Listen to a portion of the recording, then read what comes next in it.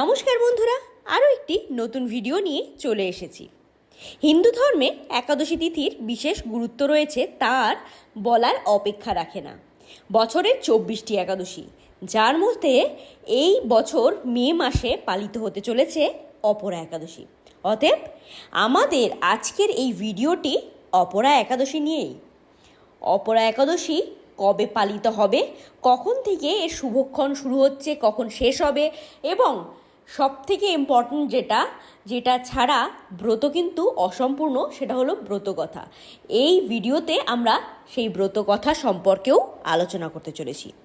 অতএব চলুন বেশি দেরি না করে ভিডিওটি শুরু করা যাক।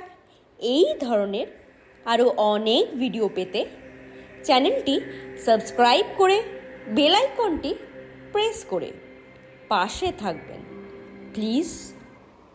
জ্যৈষ্ঠ মাসের কৃষ্ণপক্ষের একাদশীকে অপরা একাদশী বলা হয়। বিশ্বাস করা হয় যে এই দিনে ব্রত পালন করলে, ভগবান বিষ্ণুর পূজা করলে সমস্ত পাপ থেকে মুক্তি মেলে এবং অক্ষয় পুণ্য লাভ হয়।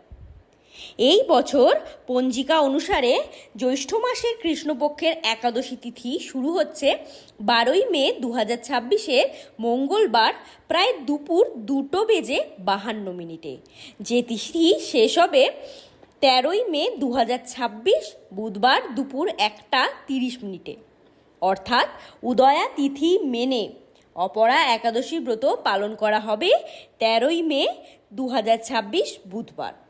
তো চলুন এই ভিডিওতে আমরা একাদশীর ব্রত কথাটি সম্পর্কে জেনে নিই। কৃষ্ণের কাছে অপরা একাদশীর মাহাত্ম্য সম্পর্কে জানতে চাইলেন যুধিষ্ঠির।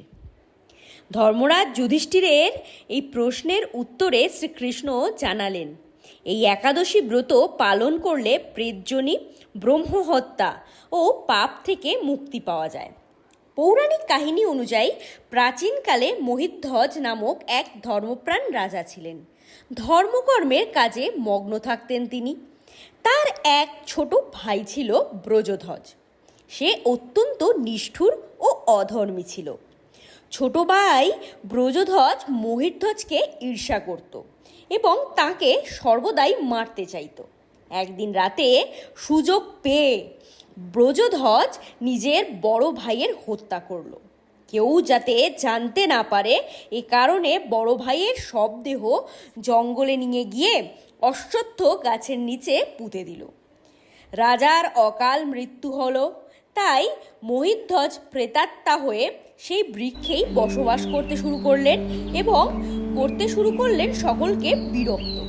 একদা ধৌম্য ঋষি সেই গাছের তলা থেকে যাচ্ছিলেন।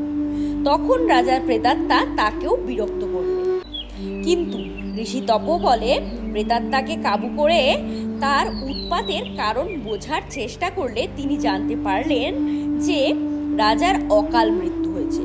এরপর তিনি আত্মাকে অশ্বত্থ গাছ থেকে নামিয়ে পরলোক বিদ্যা সম্পর্কে জানালেন।